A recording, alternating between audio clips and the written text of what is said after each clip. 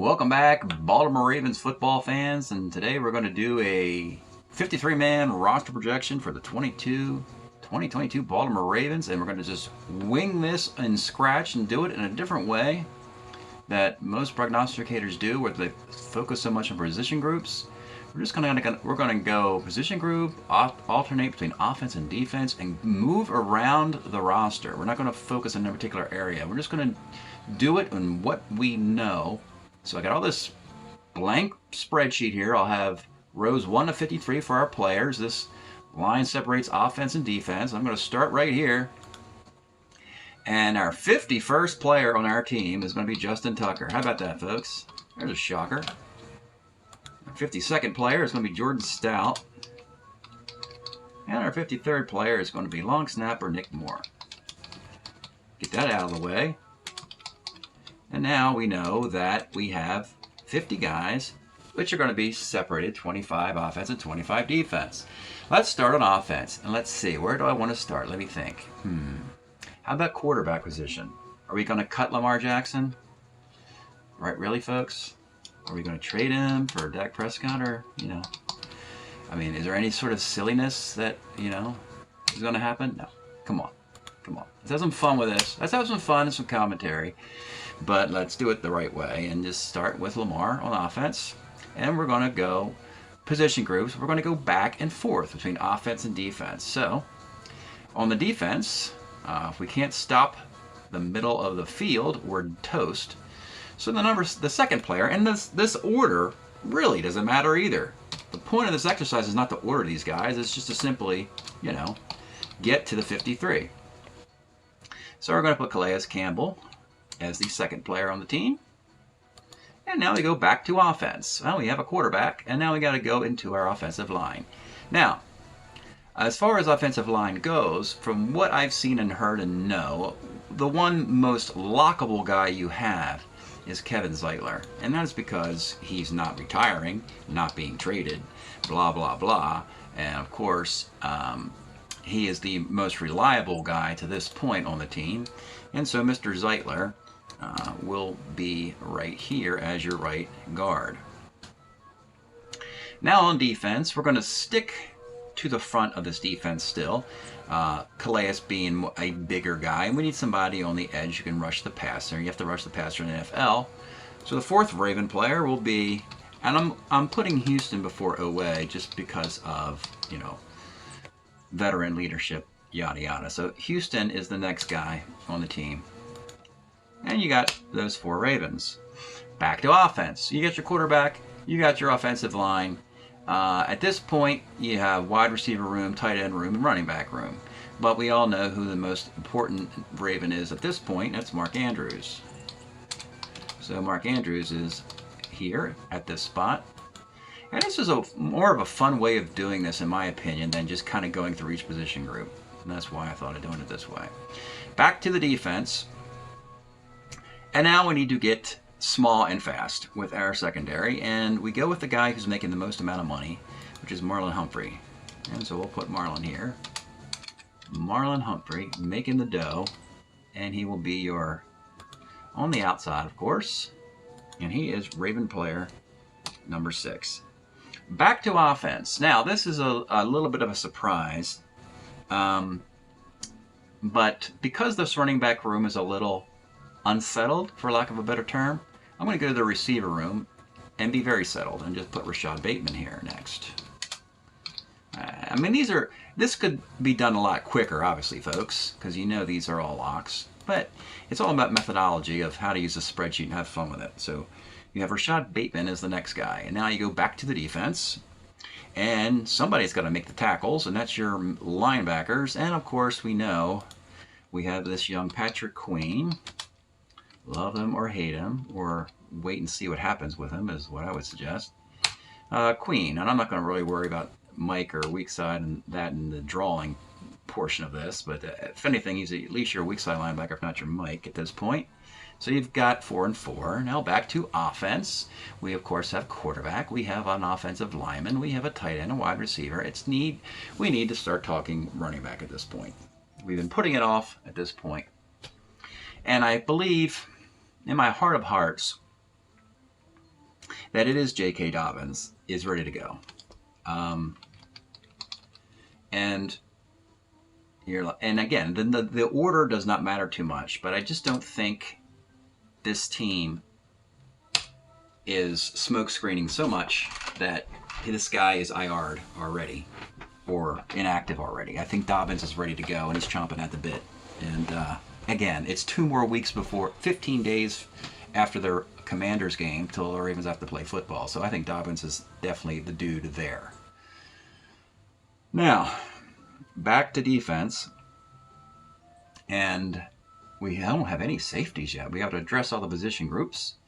We have, our interior, our edge, our inside linebacker, our defense corner.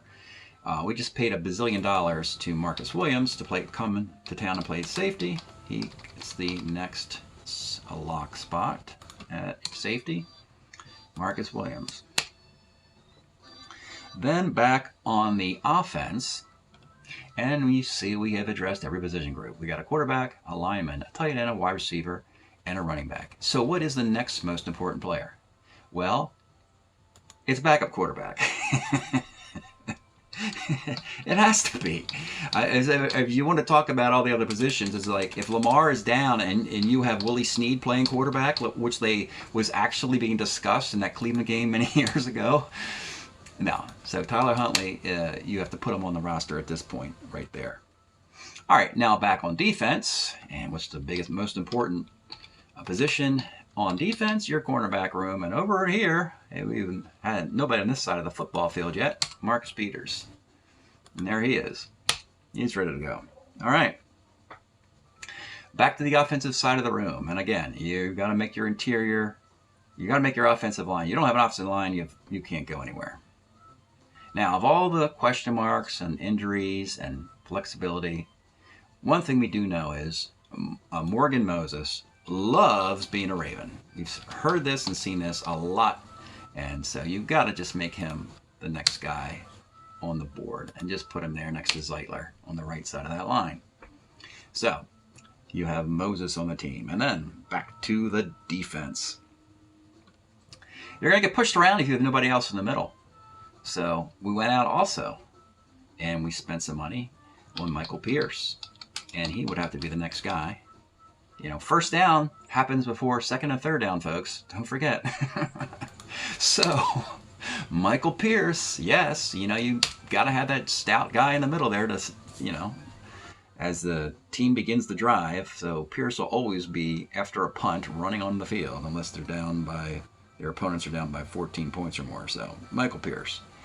Now, that's 14. And again, these are layups, folks, right? We're having some fun. We're making a spreadsheet. We're just having some fun there. We all know this is obvious. But let's now continue with more position groups. The next guy up for bid. And I'm going to do a little surprise here because we're now to skill position. And I'm going to, and it's not really, it's kind of a surprise, but it's not. But Isaiah Likely, unbelievable. This kid, he could be more important than any of the other wide receivers we have on this team, the way he can be used. So Likely is obviously on the team anyway, so let's just put him on here now because we know how important he'll be with Mark Andrews. So Isaiah Likely is on the team next. Next up, on the defensive side of the ball, and don't worry about it, again, the numbering system does not really matter. It's just, are you on the team is the process of this operation here. So we know we have Houston and we skipped Odafe Owe earlier, so now we can finally get to putting Odafe Owe on the board. And we'll put him on the opposite side over here for the moment. We're not going to go through the 1 techniques and the 3 techniques and the Will and the Sam and all that sort of thing. We're doing something like this. We're just having fun with an Excel spreadsheet and roster participation, right? I'm not going to get into the X and O's part of it too much. I'm just looking at a logical way of assembling 53 guys and when the rubber meets the road and when does it become more critical. So we are now back to the offense. And this is a sleeper guy for the Ravens for me. And I think it's just going under the radar a little bit too much.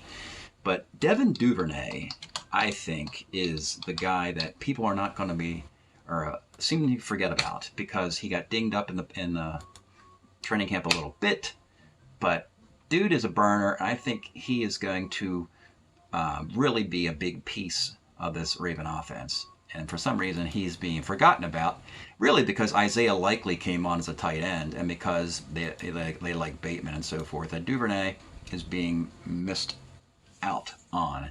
So he becomes the next player on the board for me. Now on defense.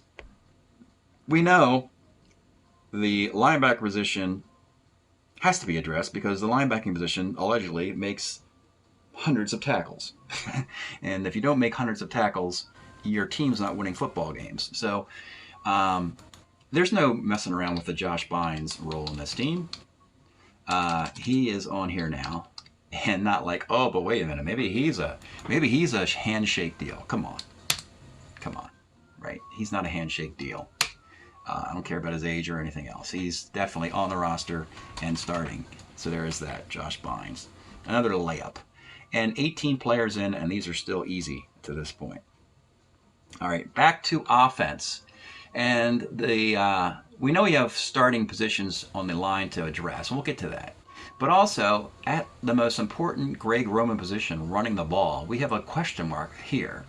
Now, I'm going to put over here some names just outside of this area here, in an area where they aren't really on the football field. But we know Bowser is not available, and we know Gus Edwards is not available. Those are our big dudes. But we also know Ojabo and Charlie Kohler, are not available either. So the running back room, Mike Davis' spot opened up where Edwards vacated. So it seems early, you might think, but Mike Davis is needed because he might be a touchdown leader for all we know. He might lead this club in touchdowns from goal-to-go situations for all we know. So, and if Dobbins is not available as we think he is. Sometimes letting Mike Davis there now. Getting that out of the way.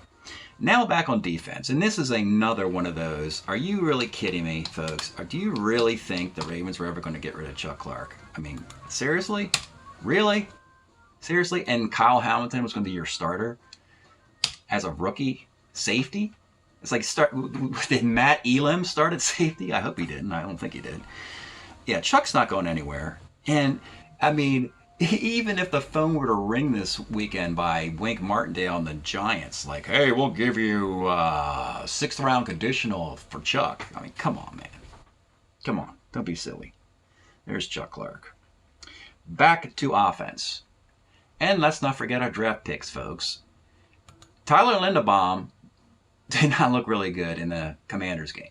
But he played in the Commanders game. And you don't throw the kid out there if there's a chance you're going to IR him if he's not ready from that foot. And he's a tough kid. We all know that. We should write it over here and plus it. So Tyler Linderbaum is on the active roster. And, yeah, there's no IR situation with that guy. And does he start?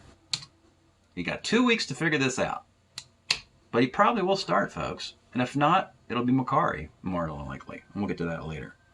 There's Linderbaum. All right, next up, Peter King's 22 Defensive Player of the Year. Justin Matabike. Whoops. Thanks, Peter King. You're so bright doing that sort of thing. Yeah, but we like him. We like him a lot. Wish he played more. Wish he was on the field more. But he becomes the 3rd, and only 3 thus far, in the middle of the defense. And there's Matabike getting on the team. Let's go back to the opposite side of the ball again, folks. All right. We have our quarterback room, the offensive line room. It's time to get another skill position guy. And, of course, again, this is a Greg Roman offense. And, of course, as far as seniority goes, we have Nick Boyle. You would think he's more of a lock this year than last year when he was coming back from that injury. And all signs point to a good year for Nick. So he's on here at the 23rd spot. And we have now 26 guys on the Ravens. So we are almost halfway through this. Now let's go back to defense. Oh boy, the edge position has to be talked about. And I think last year A guy who was having a really good camp last year was Dalen Hayes, but he got hurt in the early part of the season and missed his year. And then this year, the talk has not been as great as it was last year. But Dalen Hayes is a high floor player, smart, leader, played a lot of years at Notre Dame. So you put him on the team now. I don't think there was ever a risk of this guy not, he might not play a ton, but again, preseason games are fool's gold, folks, if you're watching participation and how well a guy does. So I'm putting Dalen Hayes on here much quicker than I would if Tyus Bowser and David Ojabo were healthy players. But it's Dalen Hayes. It's the next guy on the board. Now, back to the offense and to the wide receiver room, we need to do a skip, of course, because we, in a Las Vegas blunder, and I guess they were thinking, well, if we put him on waivers, the Chiefs won't get him. Maybe that was the whole point, is making sure that Demarcus Robinson didn't go back to the Chiefs. Because knowing that the Chiefs had a low waiver pick, somebody was going to snatch him up, and it turns out that it's the Ravens. And as much as we like James Prochet and the other guys in the room, Wallace, Bridges, Makai Polk, etc., Demarcus Robinson, because of his contract and his veteran years, you'd have to put him ahead of the rest of the guys. Basically, he would have had to trip off his shoelaces, drop 3 balls in the Saturday game against the Commanders for him not to be on the team. Well, he did just the opposite. And Ravens fans are hoping that that was not the best we see of Demarcus Robinson, okay? We've seen enough fool's gold of wide receivers in previous postseasons. We do not want that to be the highlight of the year. The long touchdowns and the long completions to Demarcus Robinson that Anthony Brown was throwing to him on Saturday night. That is not the highlights we want. We want highlights of him beating the Bengals and the Browns and the Steelers. So he's on there now, and he's up at the 3 spot. Next, on defense, another forgotten guy because we are holding back and we're protecting guys from injury so much, particularly veteran players. But Kyle Fuller is our first guy in the slot, and we haven't even used slot yet in this analysis. But he's guy number 1 as being more effective there at this part of his career than he was on the outside. And that's why they brought him in. Had a nice interception in a preseason game. Very athletic play he made in that. Now on offense, and this is where you don't know which position group you want to go to. Oh, and by the way, third time around, we have not gone with a third quarterback, which is obvious. And Anthony Brown is a great story, but you just don't have. This is not the football team that can put a third quarterback on their active roster, obviously, but they need to be mentioned here. You have to now say that Patrick Ricard's spot is on the roster. And again, you can put him in the tight end, but really he is the fullback. And remember, the projected roster a year ago, the projected roster would have been Dobbins, Edwards, Justice Hill, and Patrick Ricard as running back and fullback. Things have changed, but nothing has changed with Ricard's being on the roster, so you might as well just put him on there now. So there you go with Ricard. Now, back to defense, and I guess we need to remember we did have a draft this year, and now we can finally say Kyle Hamilton. We know he's going on here, obviously, but let's put him on here now to continue the exercise. We'll just keep going quickly. There's no reason to talk about this and waste time. All right, and this is where I finally, and this is like the 29th name mentioned, this is where Ronnie Stanley's name finally goes on my list. And that is really because this would have been the biggest smoke screen of all the smoke screens if Ronnie Stanley was not ready for week 1. I mean, and now they got 2 more weeks for this guy to practice. And he's still, he started against Las Vegas last year and played poorly, but I don't think he's not going to play this year, or at least be on the 53-man roster and they make a game-time decision to start Juwan James or Falele or Macari or Morgan Moses, wherever you want to start a left tackle. But, you know, he's not IR and he's not retiring or any of that nonsense. So let's go with Ronnie Stanley now at the low 29th player on the board for the Ravens. Okay, next up on the board on the defense.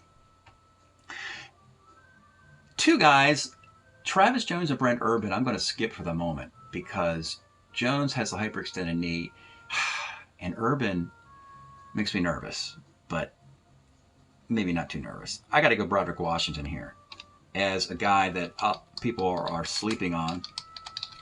And now I can sleep at night with Campbell, Pierce, Matabike, and Washington. Like, are we going to be pushed around this year in the middle of the line by the great Cleveland Brown offensive line and Nick Chubb and Kareem Hunt? And it's like, well, first of all, Cleveland doesn't have that offensive line anymore, by the way. Oh, by the way, the Cleveland Brown offensive line took a beating.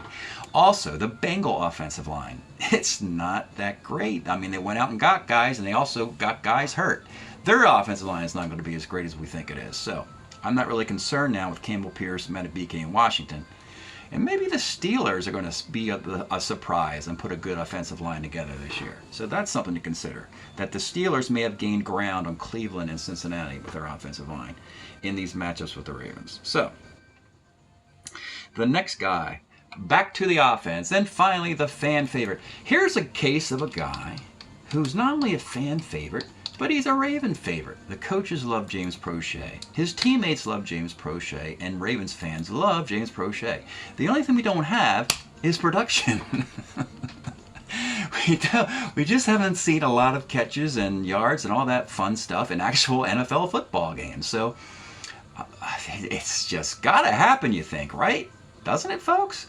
I mean, it's bad enough that I knocked him down from a 3 to a 4, but it certainly has to happen.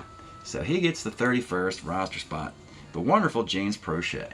Now, on defense, and I may have gone out of order a little bit on defense for this particular player, but I thought about it a lot in that Pernell McPhee, of course, and Jimmy Smith both they retired without it being big fanfare. And people forgot that, you know, Jimmy Smith and Pernell McPhee were important Raven players. I had Steven Means being that Pernell McPhee character on this team. Steven's a big boy. He's your big boy. He is your big Jalen Ferguson, rest in peace, sort of replacement guy. You know, the big bull, the big dude. And he's made some moves. He's made some pass rush moves in the preseason. So I think he gets on this roster a lot easier than people surmised. They thought he would be cut before Vince Beagle got cut and before we knew Bowser and, of course, Ajabo weren't going to be around. But I think Means is relatively safe here, way up here as a 32nd pick on this roster. All right, next up, toting the rock again, because Ricard's not going to tote the rock. And again, we're not even sure about Dobbins. That's the riskiest move I've made here. But I think at this point, you know, the draft pick has to make the team. Tyler Beatty. So Tyler Beatty, and what we love about him is his experience at Missouri and his ability to pick up a blitz and be a good receiver in the backfield. And he has more of an upside than, say, Justice Hill presently on this team. We'll get to Justice Hill in a little bit. The next guy on defense, a guy, if you watched all the preseason games, you're going to be like, what the heck is up with Brandon Stevens? Had some unsportsmanlike penalties, pass interference. Hasn't looked particularly sharp in these games. But I'm also thinking that in these games aren't really how NFL games are going to play out, these preseason games.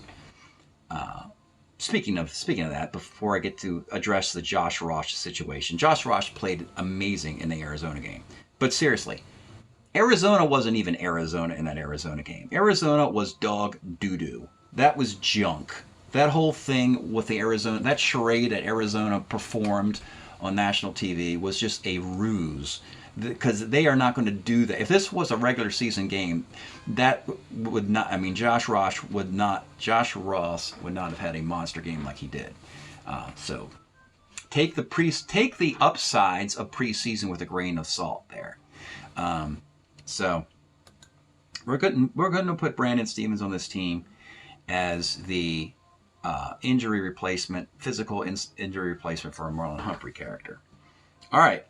Now, what's interesting now is that we have 17 apiece. And now this area, this is now going to start to get a little tricky here, right? I mean, it's now we've got to be careful where we put guys and put our locks and so forth. So this area here is really going to be an important thing. Let's get something easy, though, as we go back to offense, right? And it's going to be... we have 17 offense and 17 defense. So there's only 8 on each side of the ball left. Let's do something easy. Plus, we don't even have an offensive line, folks. We only have Moses, Zeitler, Linderbaum, and Stanley. So now we have to really start popping guys into this offensive line. So let's make it easy on ourselves by putting a lock in first. Start with a lock. Don't start with question marks. Patrick McCarry. And let's actually sit him behind Linderbaum. Let's make him your starting center in New York, week 1, assuming that Linderbaum maybe is a little bit dinged up. And then let's go also consider our draft. We had Kyle Hamilton first, Linderbaum second, Ojabo injured over here. Travis Jones has to be on the 53. And even if he does have this hyperextended knee and it lingers, I don't think you want to necessarily have him miss all 4 games with an IR, and then you only have a limited number of IR candidates that you can return. So I think Travis Jones he's on the roster. He might not be active for week 1, but I think he's on the roster right there. Next up on offensive line, and this is another one that Ravens fans they've been poo-pooing now for many years. But everything you ever hear about Ben Powers is that how much the Ravens coaches love this guy, and he's making all the right, reads and everything. And the dude might be an ascending player for all we know. I'm putting Ben Powers on here because I still think there are question marks with Cleveland and Phillips. And Ben Powers can even play a little bit of center. And Ben Powers may have pushed, Tristan Colon out of this consideration. So I'm putting Ben Powers right there now. And this might be your time to boo me for doing that and giving him the left guard job. But boo all you want. I just think that that's what the Ravens simply want to do, and that's the way it is. All right. On this defense, we only have 1 slot corner. And it's time to get our boy Pepe Williams on this team. Pepe makes the squad, of course. Boy, and he's just a football player, He'll play football in the street, get all scraped up. Had a story about that on the lounge. Pepe Williams, there he is. Boom. He gets that slot job now instead of waiting any longer. All right, now offense. Juwan James, tested at lot, ambidextrous, playing left tackle. You don't go through all of that and not have him on your 53, right? You don't make him go over there and do all that nonsense and have him not make the roster. So Juwan James, boom, is over here now. All right, back to defense. And now we have to finally finish the conversation about linebacker. Kristen Welch, Josh Ross. And I think Josh Ross is a practice squad guy who might play meaningful snaps this year for the Ravens. But I just don't think Kristen Welch never looks bad on this team. And more importantly, I think Kristen Welch has the big edge on special teams that people are forgetting about with no Chris Board on the team. Board is gone, so I think Kristen Welch gets on this team here.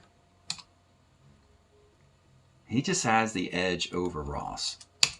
I mean, Ross is a little bit too much of a phenom for his athletic ability, in my opinion. So there's Kristen Welch. Next guy. We only have 4 guys in our receiver room, folks. And this is really difficult to kind of process.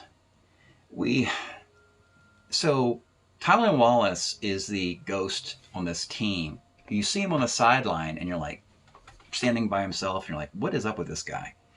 And even when they talk about the receiver room, it's always Lamar's talking about pro and Prochet, and that's pro. And it's almost like he's the forgotten man. Or is it because they just want him to be 100% and he's injured and the injury takes some time and they're not going to, they're not going to take him off the roster because they really like the kid. So do we wait on this roster pick a little bit longer and try somebody else? And I am going to do that. I'm going to go Shamar Bridges here. As what I really do is I like his hands more than Benjamin Victor's hands, going up for the ball and twisting and turning and things like that. The attempt last night was an uncatchable ball from Anthony Brown. And we haven't seen him with Lamar yet anyway. And I really think that Bridges is the guy who offers something these other guys don't have with the height and his hands and like that. So I'm going to put Bridges on the team. Put him there. Back to defense. This seems like a lock as well. I don't know why. Geno Stone, coming out of Iowa, was one of the brightest safeties, ball-hawking safeties like that. But his athleticism, he was a stiff guy. And, could he get to the ball in the NFL? And I think he's shown enough that, yeah, the brains of Geno Stone is better than the brawn. But he should be on this team. I don't see a reason how you can cut him at this point of his development. So it's Geno Stone. He just has more upside than Tony Jefferson or Darius, at least as we're filling this roster out. I'm going to put Geno Stone there. Back to the offense and the offensive line. And I did give Ben Powers a starting left guard job. And Tyree Phillips and Cleveland and Nicola McKenzie and Murray and some other guys are still out there. But we're going to go Ben Cleveland now. And I really like him as, of course, you do not mess this up where if Zeitler misses time or retires next year, that you don't have a guy that can step right in. And I think Ben Cleveland on the right guard is better than a starting left guard. So let's put him there now. And then on defense, now I can finally say, okay, I can put Brent Urban on this team now. Now I can put Urban on the team. And instead of a handshake deal, we're going to put Urban here now. Back to offense, and I'm still going to go this offensive line because we still have, we're up to 1, 2, 3, 4, 5, 6, 7, 8. And it comes down to Tyree Phillips, who, one of the things, he played right tackle in the third and final preseason game and a lot of snaps. That almost sounds like an audition, like this team's given up on him. And he had some penalties in another preseason game. I don't know how highly in regard he still is on this team. I mean, and I think Daniel Falele, ideally you IR Falele, but I don't even know if you can do that kind of thing, if you can even do that sort of roster manipulation. And again, that would be 4 tackles on the team, with Moses, Stanley, James, and Falele. And you couldn't kick Falele inside. But you would have 5 interior linemen, meaning that Makari would not have to be kicked out to tackle. Plus, Makari could still be your starting left guard.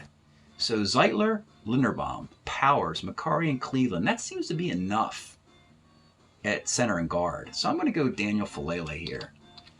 He seemed like a guy who wasn't going to make the team because he was so big and blah, blah, blah. But they love this kid. So we're going to put him as backing up Morgan Moses if something happens to Morgan. I mean, you hope Morgan Moses is an Iron Man, and then Ronnie Stanley, so Juwan James and Falele on the roster makes a lot of sense. Now, the other cornerback spot, again, a guy with injury. He was injured at Alabama, but Jalen Armour Davis, I think you just have to, he's an Alabama guy, and he's got to get the roster spot regardless of how healthy he may be. And so he gets plugged in behind Marcus Peters over there. Now, back to offense.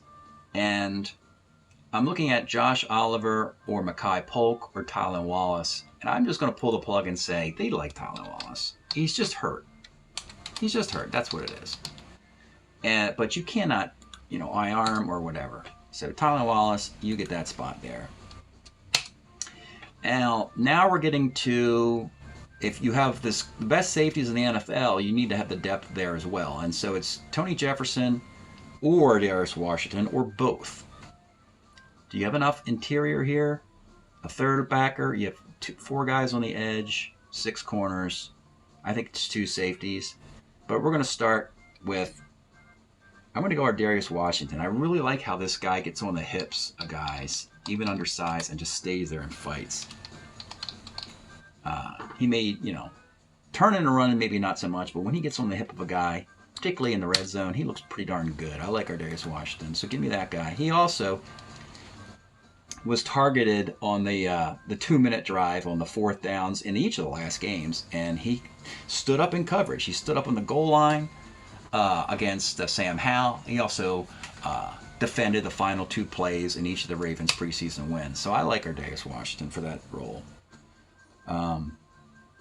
And eventually, Pepe Williams and Darius Washington, we think we're fighting for a roster spot. But Pepe just locked that down. And our Darius Washington has to get his spot here. All right, our last offensive player. And this is where I think Greg Roman, pipes up and says, I got to have my insurance, my tight end insurance here.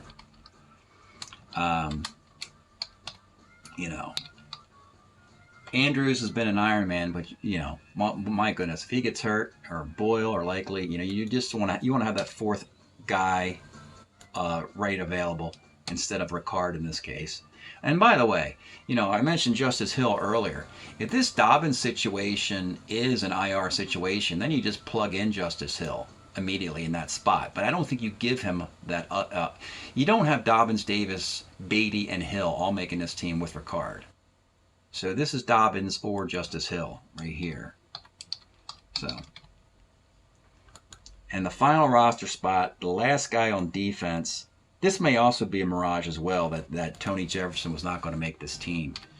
But, I mean, another guy that everybody on planet Earth loves. And for him not to be on the team, he's sort of like, regardless of if he's going to play special teams or how he fits, he's almost like he gets the honorary Anthony Levine spot of this roster. So I think it's Tony Jefferson with that spot there. And there it is. And these, again, this area here was where we had to count and do it. And I like doing it this way. Back and forth at all different position groups versus just locking in them all at once. So that's my 53-man Raven roster. Feel free to comment and point out the pros and cons. And thanks for checking this out. We'll see you next time.